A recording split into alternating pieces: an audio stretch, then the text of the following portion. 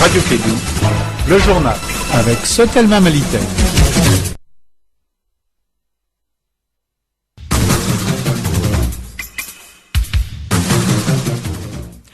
Mesdames et messieurs, bonjour et très heureuse de vous retrouver dans l'actualité de ce mardi 3 février 2015. Au sommaire, le comité syndical de l'Institut national de formation en sciences de la santé poursuit leur grève illimitée débutée depuis le 28 janvier dernier. Les responsables syndicaux ont partagé avec la presse leurs points de revendication. Pendant ces temps, les responsables des partis politiques de l'opposition étaient à Gao. Ils ont échangé avec les forces vives de la 7e région. Pourquoi on y trouve actuellement une longue file devant Mali Système Technique, communément appelé visite technique? Des explications dans cette édition avec la gérante adjointe. Et pour finir, festival sur le Niger. Après avoir effectué une visite hier sur le site, le gouverneur de la région de Ségou a tenu une rencontre d'échange afin de faire porter le festival par chaque Ségouvien. Voilà pour l'aide sommaire. Dans un instant, le développement complet.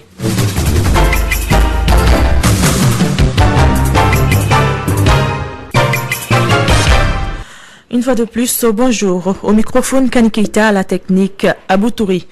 Depuis le 28 janvier dernier, le comité syndical de l'Institut national de formation en sciences de la santé est en grève illimitée. Les motifs de cette grève se justifient par le non-satisfaction de leurs doléances. Le comité syndical a tenu une conférence de presse hier à l'Institut pour partager avec les journalistes leurs points de revendication. Le détail avec Fanta Diakité. Le comité syndical de l'Institut national de formation en sciences de la santé revendique 4 points essentiels, à savoir la révision des textes, des mesures de sanctions contre toute mauvaise gestion institutionnelle et des ressources de l'Institut, la mise en œuvre du plan effectif des enseignants et la représentativité du personnel au conseil d'administration de l'Institut. De 2012 à la date d'aujourd'hui, le ministère de la Santé et de l'Hygiène publique a-t-il réagi? La réponse avec Lassana Keita, secrétaire général adjoint du syndicat de l'INFS. La réponse est qu'on n'a pas été appelé ni par le ministère de la Santé, ni par la direction. Nous connaissons la raison parce qu'on sait réellement que la volonté n'y est même pas pour trouver une solution au problème de l'Institut. Alors que la solution est proche, on peut tous se donner la main pour en trouver, mais jusqu'à présent, ils mettent le syndicat de côté et ils cherchent vraiment à mettre les gens l'un contre l'autre. Selon le secrétaire à l'information, Gambi Fatmatala, il ne compte pas s'arrêter à un si bon chemin. C'est le début parce que pendant tous ces temps-là, on négocie, on nous dit calmez-vous, on dit à nos camarades oui, on va attendre, on va attendre. Maintenant, c'est une manière pour nous de montrer qu'on ne peut plus attendre. On n'a ni la patience, ni la sagesse, ni la volonté d'attendre. On veut qu'on réagisse. Parce qu'on est fatigué, nous ne sommes pas des panthères, nous ne sommes pas des marionnettes. Ils ne vont pas réagir si on va agir. La grève a été bien observée par le personnel. De plus, les membres du syndicat avaient brûlé 2 pneus devant l'Institut pour démontrer leur mécontentement face à l'indifférence du ministère de la Santé. De son côté, la direction de l'Institut a répliqué pour elle les préoccupations des grévistes sont prises en compte. Professeur Alousseni Agmohamed, directeur général.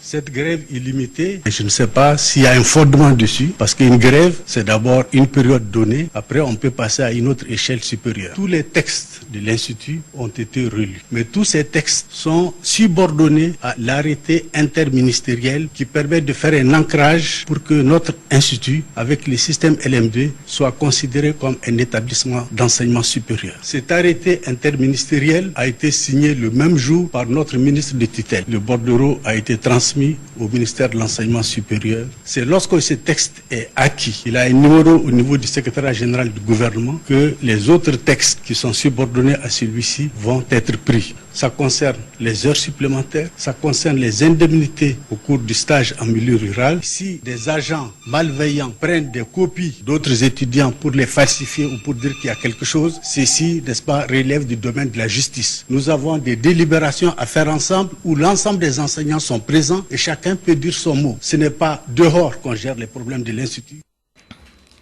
5 millions d'euros de matériel scolaire et des kits sanitaires. C'est un don que l'Union Afrique-Hongrie a offert à l'école Chérifoula de TSF. Ce don s'inscrit dans le cadre du rallye Budapest-Bamako. La joie était visible sur les visages des élèves de l'école Chérifoula. Écoutons les impressions de certains responsables qui ont pris part à la cérémonie de remise. Madame Maurice et ses partenaires Union Afrique-Hongrie se sont engagés à nous accompagner par la prise de certains élèves démunis, c'est-à-dire ceux dont les parents ont des difficultés à s'acquitter des cotisations mensuelles. Seuls les meilleurs parmi ces élèves ont été retenus pour l'instant. À la date du 22 octobre 2014, Madame Maurice et ses partenaires nous ont envoyé un montant de 480 000 francs pour le paiement des cotisations du premier trimestre des élèves ainsi retenus. 32 élèves du premier cycle dont le montant est de 288 000 francs CFA, soit 3 000 francs par mois par élève, et 10 du second cycle dont le montant est de 180 000 francs, soit 6 000 francs par mois par élève. Madame Boris et l'Union Afrique-Hongrie, vous n'avez ménagé aucun effort pour appuyer, pour soutenir et accompagner cette école au quotidien. Le CAP vous remercie infiniment. L'école Chérifoula vous dit merci à travers son personnel, à travers sa directrice, à travers le corps enseignant. Au nom de tous les parents d'élèves, la délégation hongroise a amené beaucoup de kits et beaucoup de matériel pour les centres de santé du quartier TSF. On leur dit une fois de plus merci. Dans le cadre de la mise en œuvre du projet Gérons notre commune, la cellule d'appui à la décentralisation et à la déconcentration, en collaboration avec la direction régionale de la promotion de la femme, de l'enfant et de la famille, a organisé ce mardi une journée d'information sur le contenu du projet. C'était à l'intention des élus locaux et organisations de la société civile. Gérons notre commune est un projet qui s'articule autour de l'assainissement. Son objectif est d'améliorer la représentativité des femmes dans la vie publique au niveau des collectivités territoriales. Pour plus de détails, écoutons Madame Kanté Fatoumata Diankouba, directrice régionale de la promotion de la femme et de l'enfant.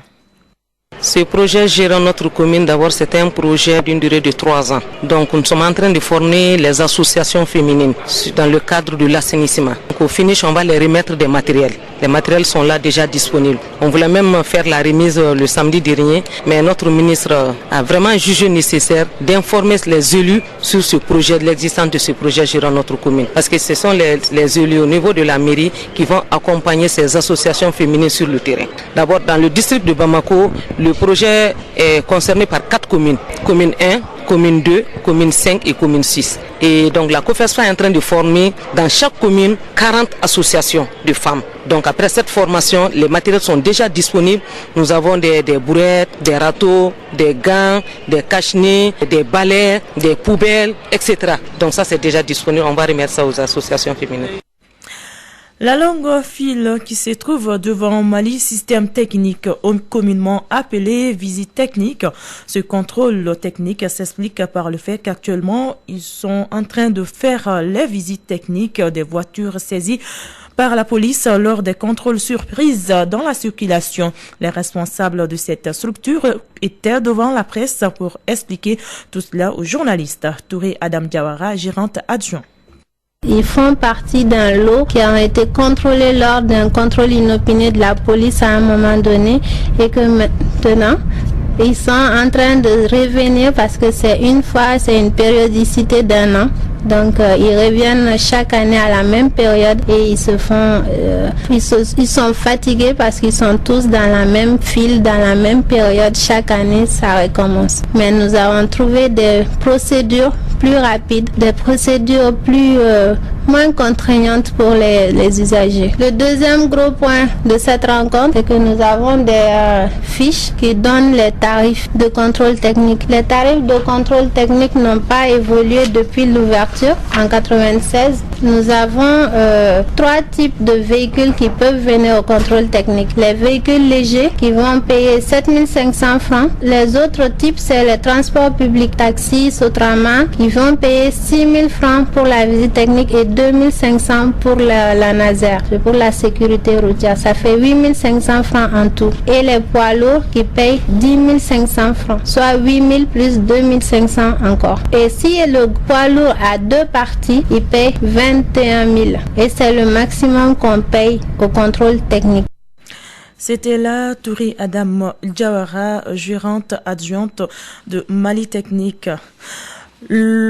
Renforcer les relations culturelles entre les pays arabes et les pays africains, telle est la vision de l'Organisation islamique pour l'éducation, les sciences et la culture basée à Rabat. C'est dans cette perspective que le directeur général de cette institution de Rabat, Abdulaziz Othman, a effectué hier une visite officielle dans notre pays, accompagné par le ministre de l'Enseignement de la Recherche scientifique, Maître Muntagatal. Au cours de cette visite, Abdelaziz Othman a reçu une plaque de reconnaissance de la part de l'Institut malien d'Adonomouko pour plus de précisions. Cette visite du directeur général de l'Organisation islamique pour l'éducation, les sciences et la culture, ISECO, s'inscrit dans le cadre du renforcement de la coopération entre les pays arabes et les pays africains. L'Institut culturel afro-arabe a été créé en 2002 à Bamako, conformément à la recommandation du premier sommet afro-arabe pour le renforcement de la coopération culturelle afro-arabe tenu en mars 1997 au Caire, en Égypte. En 2009, il a été restructuré et baptisé Institut afro-arabe pour la culture et les études stratégiques. Il comprend un conseil exécutif composé de 10 États, dont 5 arabes et 5 africains. Son programme d'action couvre les thèmes de la culture, du développement social, de l'éducation, de la recherche scientifique, de l'information et de la communication. Il faut rappeler qu'Abdelaziz a reçu une plaque de reconnaissance de la part de l'Institut afro-arabe pour la culture et les études stratégiques pour son implication à rehausser la recherche culturelle, notamment les manuscrits de Tombouctou. L'opposition malienne était à Gao hier. Les présidents et représentants des différentes formations politiques étaient partis rendre visite aux blessés des violences de Gao et Tambakoro. La délégation a eu un échange fructueux avec les populations de Gao, ce qui ressort de ce tellement de notre collaborateur à Gao, Boubacar Touré. C'est que Gao restera dans la même position. Et on va continuer à dénoncer. On va continuer à sécuriser la région. On va continuer à dire que nous ne serons pas des esclaves sur notre propre territoire. Partout dans les accords d'Alger, j'entends les groupes armés, mais je n'entends pas les mouvements de résistance. Ça, je ne suis pas d'accord avec ça. Parce que ces mouvements sont résistés avant que Serval vienne à Gao. Vous, on veut que vous soyez notre porte-parole pour dire au gouvernement de prendre des dispositions pour nous sécuriser. Nous ne sommes pas surpris que ce soit les jeunes de Gao, en relation avec leurs pères, avec les guides spirituels, les chefs religieux, avec leurs mères et leurs sœurs, qui ont résisté à l'occupation, qui aujourd'hui lèvent très haut le drapeau du Mali, le drapeau de la résistance. Et quelle est la signification de ce drapeau? C'est l'unité nationale. Nous sommes venus ici parce que nous sommes maliens. Nous sommes venus ici pour vous dire que ce n'est pas un combat d'opposition à une majorité. Nous voulons que le Mali existe et que le Mali continue à exister. Mais le Mali sans Gao, il n'y a pas de Mali. Notre histoire passe par ici. Nos valeurs passent par ici. C'est pour ça que nous sommes là aujourd'hui, pour vous apporter notre solidarité. Déplorer ce qui est arrivé à Gao, pour que cela n'arrive jamais plus à Gao. Et il faut ajouter que la délégation s'est rendue à l'hôpital de Gao où elle a remis 2 500 000 francs CFA aux blessés de la marche de Gao et des affrontements de Tambakoro. Après Waraba, Sigui, Elou, Balanzan et Debo, le 6e groupement tactique interam formé par l'Union européenne s'appelle Al-Farouk. Le Gatia Al-Farouk sera bientôt opérationnel dans le désert de Tombouctou en fin février. Le nom du mystérieux cavalier colle à la zone d'opération de ce 6e GTA. Quelques impressions après la présentation du GTA Al-Farouk. Le GTA Al-Farouk fera autant, sinon plus. Je n'en doute pas du tout. Officiers, sous-officiers et militaires du rang du GTA Al-Farouk, n'oubliez jamais que la discipline, le respect de la hiérarchie, la vigilance collective à tout moment, la rigueur dans l'exécution de chaque mission et le raffermissement de la cohésion en votre sein sont des principes qui devront encadrer votre action en permanence. GTA Al-Farouk, ils sont en train de faire un très bon travail. Ils sont disponibles toujours à l'entraînement. Ils font de leur mieux et les résultats sont satisfaisants. Il y a encore un long chemin à parcourir, mais leur dévouement à la mission, chaque jour, au quotidien, est remarquable. Et je suis absolument convaincu qu'ils vont réussir à atteindre une formation parfaite à la fin de toute la période d'entraînement. L'insécurité, la lutte contre Boko Haram, la situation au Mali a dominé les débats.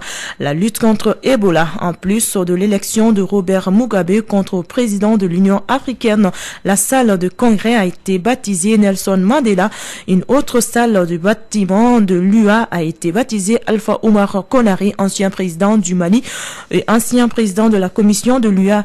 Le ministre malien des Affaires étrangères, de la coopération internationale et de l'intégration africaine, Abdoulaye Diop, était le chef de la délégation malienne à Addis Abeba. Ils ont exprimé leurs préoccupations par rapport à la dégradation de la situation sécuritaire de la manière générale, les affrontements sur le terrain, mais aussi le terrorisme qui de plus en plus prend pied dans cette zone. Ils se sont félicités aussi de l'engagement et de la détermination des autorités maliennes. Ils ont demandé à ce que les partis continuent à s'investir dans le cadre du processus d'Alger. Le sommet s'est félicité des résultats qui ont été enregistrés dans les pays affectés, en particulier la Guinée, la Sierra Leone, le Libéria, mais aussi dans une certaine mesure le Mali, et a décidé aussi de mettre en place un centre africain de lutte contre les maladies qui permettra de renforcer les capacités des pays africains dans cette lutte. Et au nom du président de la République, nous avons accueilli favorablement cette initiative de la Commission. Pour tout le peuple malien, nous connaissons toute la dédicace qui a été celle du président Konaré en faveur de l'intégration africaine, de l'unité africaine et le rôle qu'il a joué en tant que président de la République du Mali, mais aussi en tant que président de la Commission de l'Union africaine pour faire avancer l'agenda de l'Afrique. C'était là le ministre malien des Affaires étrangères, de la coopération internationale et de l'intégration africaine, Abdoulaye Diop. Le gouverneur de la région de Ségou était au site du festival sur le Niger ce lundi pour s'enquérir de l'évolution de l'organisation matérielle, sécuritaire et sanitaire du festival. Douba Dambélé, notre correspondant à Ségou, nous en dit plus. Accompagné par toutes les autorités de la ville de Ségou, cette visite du gouverneur est un signal fort du gouvernement malien à l'équipe d'organisation du festival sur le Niger. Tcherno Boubacar Sissé, gouverneur. Vous savez, ce festival pour le gouvernement malien et surtout pour la région, les autorités régionales, c'est un festival mais aussi un moyen pour permettre à nos populations de se faire des bonnes affaires, surtout dans le cadre du partenariat, dans le cadre même des ressources pour les uns et les autres, pour que nous puissions ensemble faire de Ségou une ville de développement économique. Il faut tout mettre en œuvre pour réussir l'organisation du festival sur le Niger, pense le gouverneur de la région de Ségou. Et pour assurer la paix et la réconciliation nationale tant recherchée par nos plus hautes autorités, pour unir les peuples, pour unir cette nation et faire en sorte que nous puissions vivre ensemble, le bon vivre comme on le dit, et que cela puisse être une réalité. D'autres actions de sécurisation sont en cours pour assurer la sécurité autour du festival sur le Niger. Autre constat qui se dégage de cette visite est l'installation des festivaliers au site du festival. Venue de la Mauritanie, une dame livre les raisons de sa présence au festival et son attachement au Mali. Elle est au micro de Douba Dambélé. Je suis la présidente d'un réseau de coopératives de Mauritanie, de 50 coopératives, dénommé Tuiza, 50 femmes. Donc le site de festival, ce n'est pas la première fois qu'on fasse ça, on a fait ça bien avant, mais je pense que ça promet. Tout est bien organisé, à chaque fois il y a une amélioration de plus ajoutée sur la première édition. Donc ça déjà, ça nous donne du courage. Nous espérons beaucoup.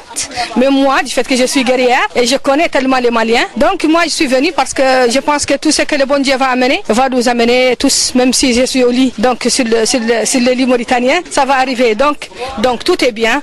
J'espère que ça ira. Et je souhaite bonne chance à tous les Maliens et que ça soit un seul Mali uni. Et voilà, c'est ce qui me fait cette deuxième édition de Clé de Info qui vous a été présentée par Kani Keita. La mise en onde était assurée par Abou Touré. Merci à tous de l'avoir suivi et bonne suite de programme.